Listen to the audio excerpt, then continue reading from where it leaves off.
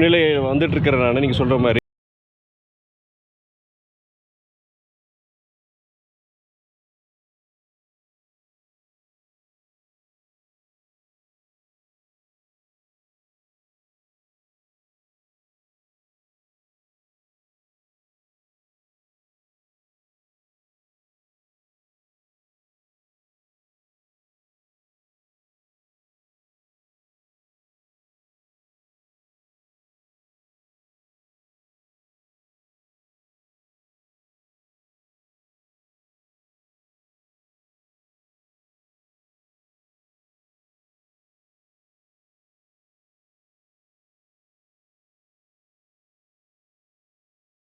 உங்களுக்கு சரி எனக்கு தெரியும் பொழுது என்னுடைய கருத்துக்களை அந்த தேர்தலுடைய முடிவுகளை வந்து அதுக்கு உண்டான கருத்துக்களை நான் தெரிவிக்க விரும்புகிறேன். நான் இப்போ வந்து நம்ம சொல்கிறது வந்து அவர் தான் இருக்காது. வாரணாசி தொகுதியில் மோடி பின்னடைவை சந்திச்சிருக்காரு. அதை பற்றி என்ன? அது எது இருந்தாலும் ஜனநாயகத்தின் எஜமான்கள் வந்து நீங்கள் நம்முடைய மக்கள் தான்.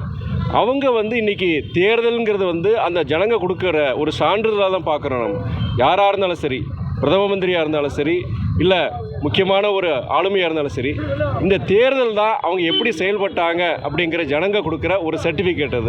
அது நீங்கள் சொல்கிற வாரணாசியில் அவர் பின்னணியோடு இருக்கிற அப்போ அந்த தொகுதி மக்கள் வந்து அவர் மேலே இருக்க வச்சிருக்கிற ஒரு நல்ல வந்து அவர் நல்லா செயல்படலைங்கிற, நம்மளுடைய பிரதமர் நல்லா செயல்படலைங்கிற அவங்களுடைய கருத்தை அவங்க தெரிவிச்சிருக்கிறாங்க.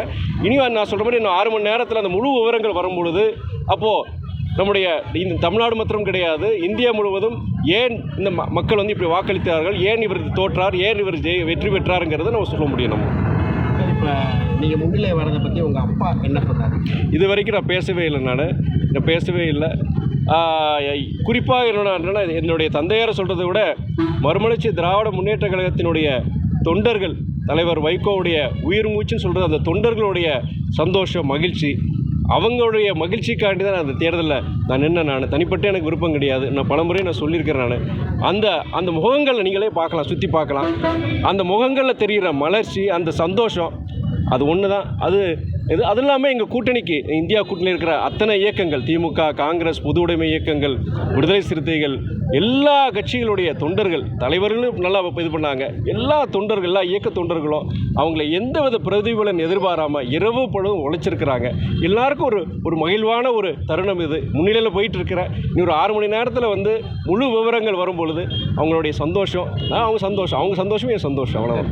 வெற்றி வந்து கிட்டத்தட்ட உறுதி செய்யப்பட்டது. உங்களுக்கு திருச்சியிலே தங்கி இருந்து மக்கள் பணியாற்ற போகிறீங்க. கண்டிப்பாக இங்கே ஒரு திருச்சியில் மாத்திரம் கிடையாது, ஏற்கனவே தேர்தல் அறிவிப்பு பரப்புரையில் சொல்லும் பொழுது இங்கே திருச்சியில் மாத்திரம் கிடையாது, புதுக்கோட்டையிலையும் ஒரு தேர்தல் அலுவலகம் இருக்கும். இங்கே தங்குறதுக்கு இங்கே ஒரு வீடு யாருக்குன்னு பார்த்துருக்கிறேன். நான் கண்டிப்பாக இங்கே இருந்து, திருச்சியில் இருந்து, நான் சென்னையிலையும் இருப்பேன், திருச்சியிலையும் இருப்பேன், டெல்லியிலையும் அங்கேயும் இருக்க வேண்டியது இருக்கும், தமிழ்நாடு முழுவதும் சுற்றுப்பயணம் செய்ய வேண்டியிருக்கும். ஆனால் என்னை தேர்ந்தெடுத்த அந்த திருச்சி தொகுதி மக்களுக்கு முன்னுரிமை கண்டிப்பாக அளிக்கப்படும். நீங்கள் சொன்ன மாதிரி இங்கே ஒரு அலுவலகம், புதுக்கோட்டை அங்கேயும் ஒரு அலுவலகம் போட்டு முடிந்தவரை எங்கள் ஆதரவு, அதாவது குரலோற்றோரின் ஒடுக்கப்பட்டவரின் குரலாக இந்த துரை வைகோ ஒழிப்பேன்கிற அந்த கருத்தை நான் இந்த நேரத்தில் சொல்ல விரும்புகிறேன்.